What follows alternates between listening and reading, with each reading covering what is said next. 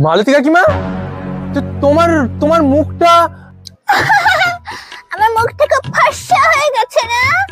জানি তো, আমার মুখটা একদম ফর্সা হয়ে গেছে। তুমি মুখে কি মেখেছো? আরে ওই তোদের বাড়ির পাশে সে রিথম আছে না, রিথম রিথম দেখতাম একটা এরকম তেল হাতে করে নিয়ে আর মুখে মাখতো, আর জানলা ধারে ছিল, আর ওই তেলের গায়ে একটা ভাল্লুকের ছবি আঁকা। ওই তেলটা চুরি করে এনেছিলাম, মেখেছি, দেখ ওর মতো ফর্সা লাগছে না? আল্লুকের ছবিওয়ালা তেল, তার মানে বিয়ার্ড অয়েল মেখেছি।